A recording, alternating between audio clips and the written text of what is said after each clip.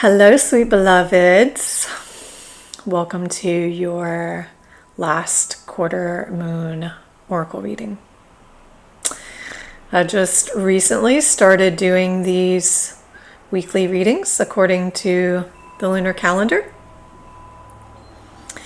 And not only do we have this last quarter moon, which tends to be the point where what we recognize that was complete around the full moon, we're tidying those things up, might even be like finalizing them or taking the progressive actions necessary for that completion process. We also have the solstice coming up here in the southern hemisphere. It's the winter solstice, and in the northern, it's the summer solstice. And it's the shift of the seasons. So I always mark that shift in myself by noticing that certain activities and foods and people, the things that I was craving or enjoying before, I may not be anymore.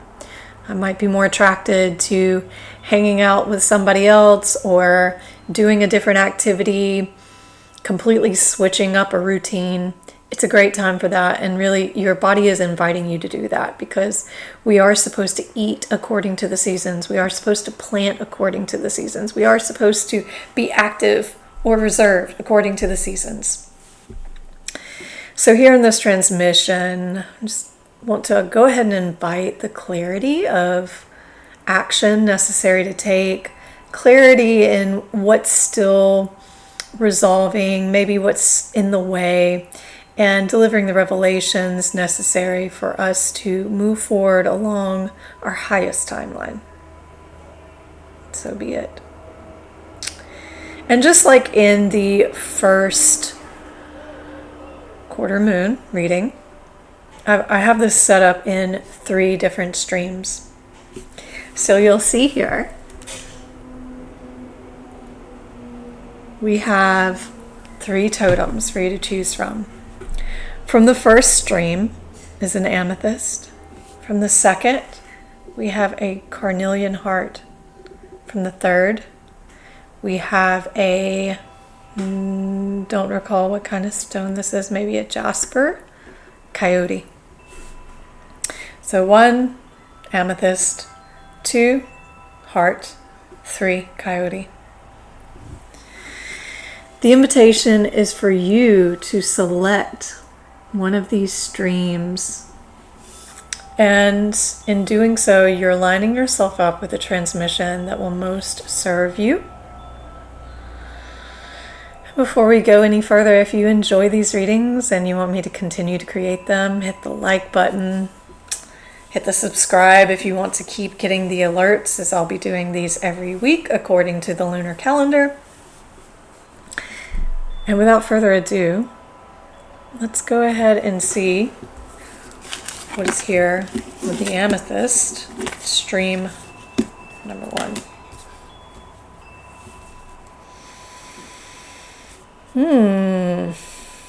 Stream number 1.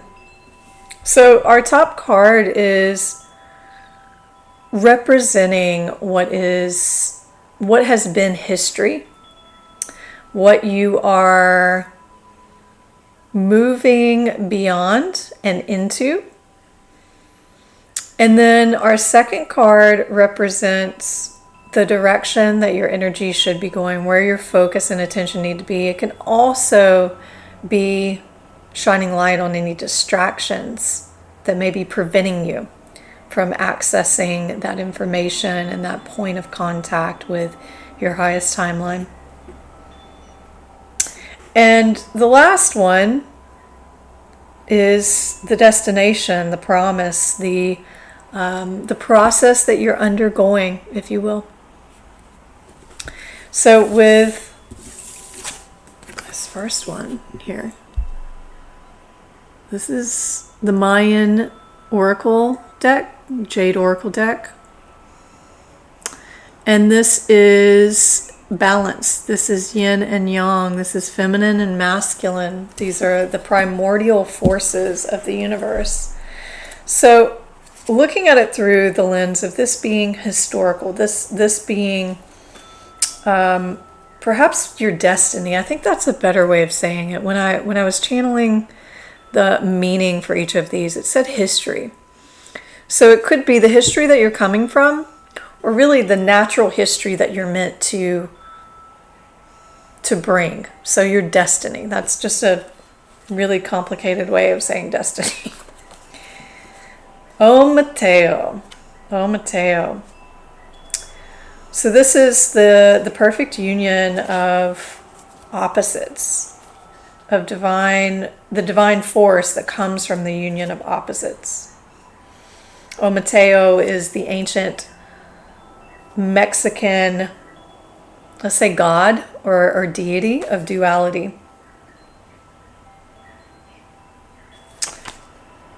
And when this appears, you are reminded to connect with the divine force that permeates the entire world, as well as with the same divine sparks within you.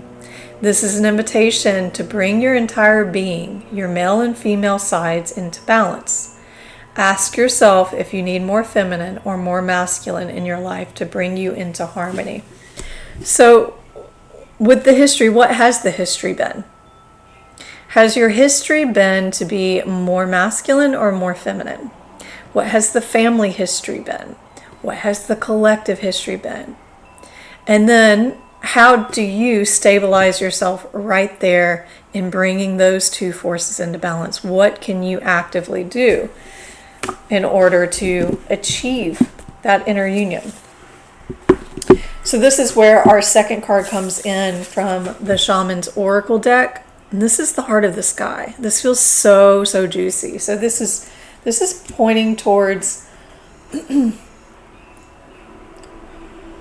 connection with the celestial realms, like higher attunement, even attunement with higher learning, higher teachings.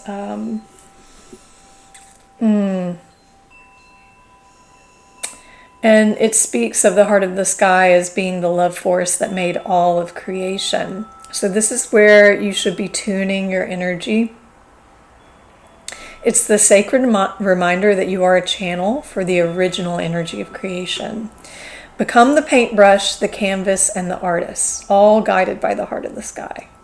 Set your intention ethically and clearly, and allow the universe to take care of the details.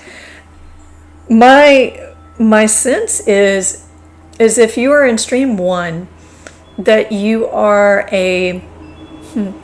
it's like you are one of the 3D printers.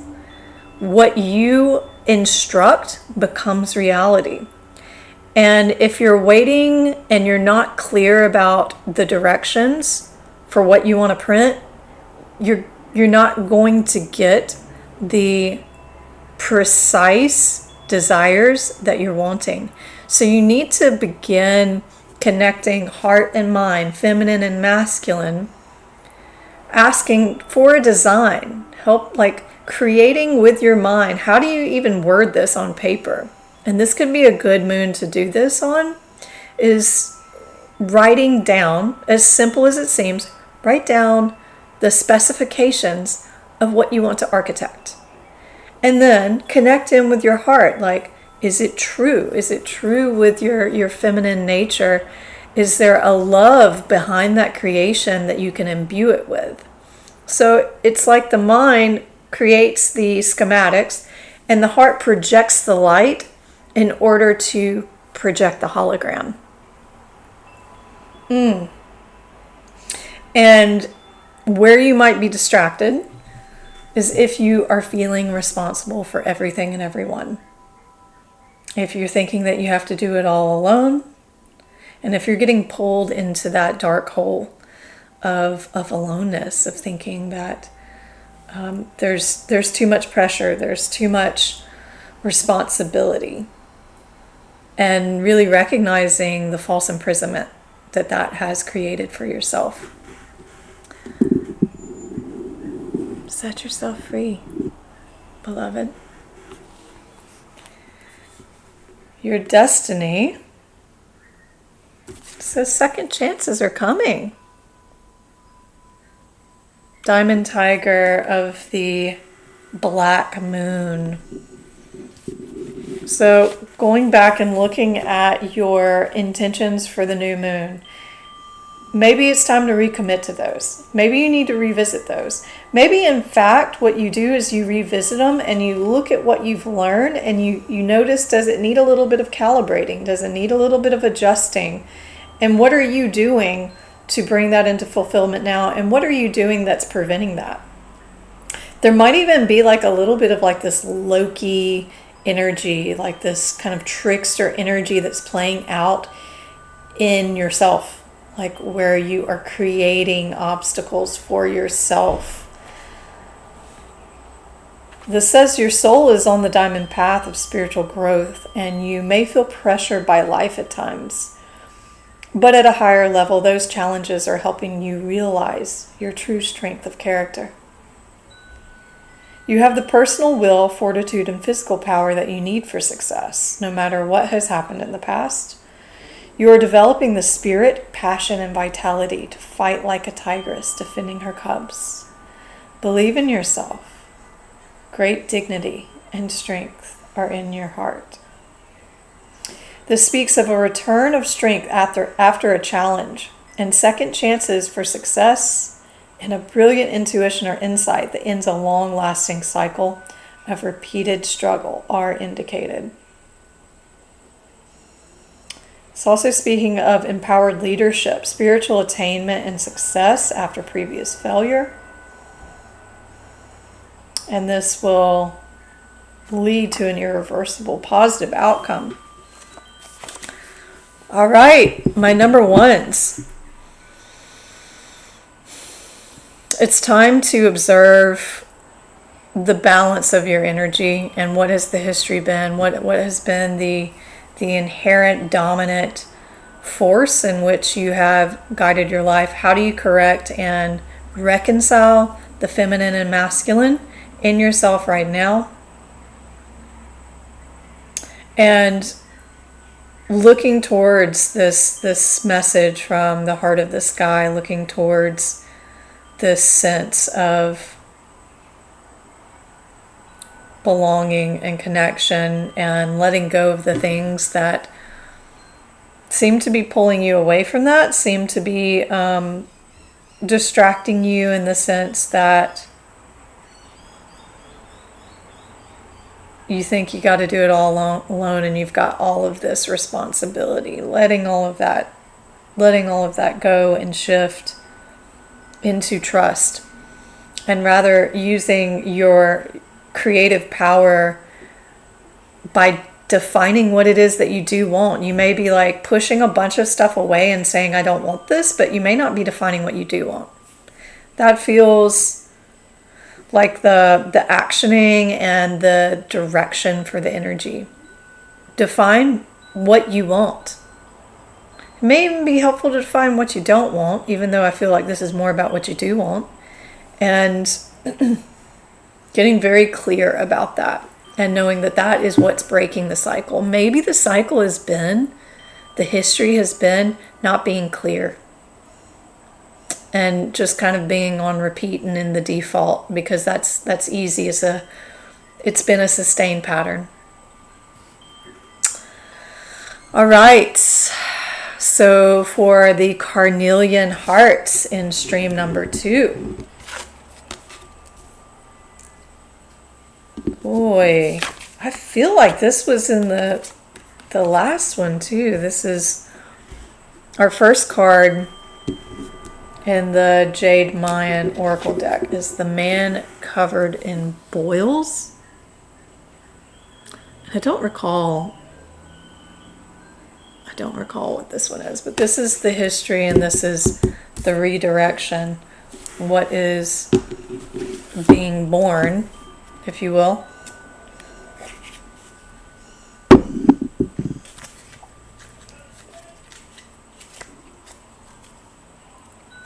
Bear with me. So the man covered in boils. It's a myth of divine beings that are gathered to create the new sun, and each must contribute offerings to the fire. This being, a poor and sickly deity, can only offer the simplest of gifts: reeds, balls of straw, spines, and his own blood. Spines, it's like mag spines. I think it has to do with, it's a plant. He also offered scabs from his wounds in place of the usual offerings of copal. He has nothing to give but himself. And it says, when the deities asked for volunteers to sacrifice by throwing themselves into the fire to create the sun, 2 of them answered. One of them was the man covered in boils. However, even though 2 answered, the man covered in boils was the only one courageous enough to actually enter the fire to create the sun.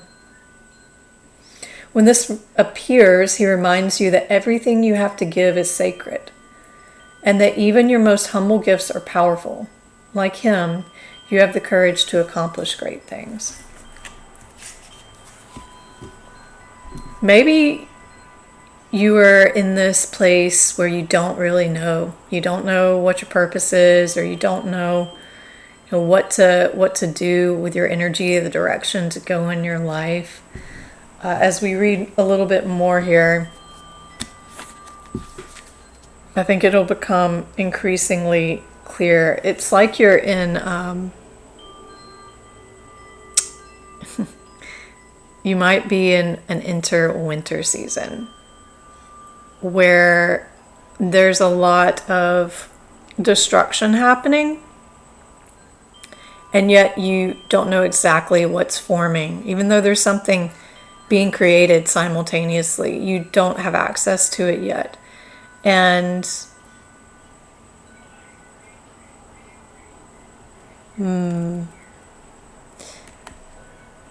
with the man covered with boils, thinking about your history, thinking about what has been the ongoing pattern and what needs to be resolved. Looking at your family specifically is what I get. Is what's the relationship been with giving and receiving and value and worthiness? And where has there need to be like contractual agreements? Where is your energy in a contractual agreement? And is that something that has served you, or is that something that actually needs to be resolved? In this reading, it's calling for you to resolve that and to let go of this contractual way of being in relationship with the universe. That, okay, if I do this, then you do this for me. The thing is that the universe is designed to reciprocate. But when we do so from a place of contract and obligation rather than love, then we're not going to receive back love. You're going to receive back contractual. And just think about the root word there, contract. So it's not in flow. It's something that's pulling back. It's something that's always going to be a little bit reserved. What this calls for is for you to dive into your heart and find ways to be giving of yourself, your energy, your resources from the place that identifies who and what you are giving to is God. Which, when you frame it like that, you realize that what you're giving was already theirs. What you're giving already is God's. But it's in the giving from that place of it is a sacred and holy gift to give. It is a sacred and holy gift to receive. And that it's just part of you becoming a conduit for the movement of God's love. That what it says is that this is what's going to take you where you're wanting to go, even though you might not know exactly where that is. This isn't necessarily the time for you to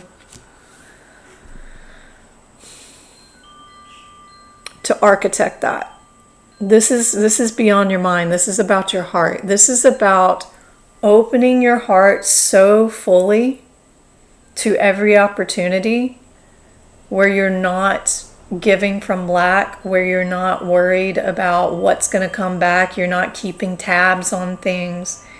It's about giving so fully that your giving is what's filling you up. This seems to be like a long standing pattern in a family line. What was the relationship with your parents? What was their relationship with money? Ooh.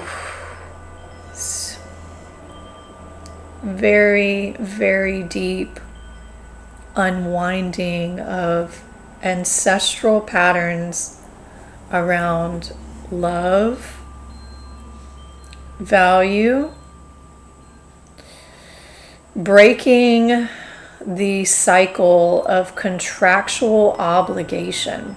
Ooh, stuff in marriages, stuff with being a parent that inhibits the way that you're able to freely love. It's almost like you can see yourself behaving in a way that you know is not congruent with how you want to behave, or how you actually feel deep down inside. In this message, the promise is freedom. Freedom, and that there's progress happening in the journey. Do not act as though you are a beast of burden. Claim your innate divine dignity. Allow yourself to feel and be graceful. Recognize and honor your needs for rest, openness, safety, and respect. An ability to hear, know, and feel spiritual truth, which will guide you in every aspect of your life journey, is opening up. Connect with your spirit and live your truth. And as you respect your inner guiding wisdom, your life experiences will improve. You will successfully navigate your way around negativity. Healing, spirit communication, and loving repair of the sense of self after any type of abuse is indicated.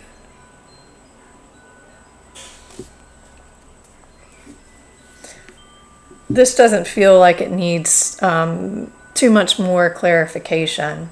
Just that this may not be the time so much to create as it is to feel, witness, and receive, to contemplate on what it means to be in the wintertime where we're not aware of what's growing, but we're asked to really sense and be aware of what's dying. And letting the contracts die, letting the overwhelming feeling of always having to keep like a tab of everything, how exhausting that must have been, and what happens when you start to frame all of your relationships, your exchanges, as God. And the ones that obviously are not properly aligned for that shift in you, having the respect to be able to negotiate your way out of that particular dynamic so that you can find the partnerships that are open to that kind of free giving. Beautiful. Beautiful number 2. And then we have our Jasper Coyote in stream number 3 with Quetzalcoatl, the feathered serpent.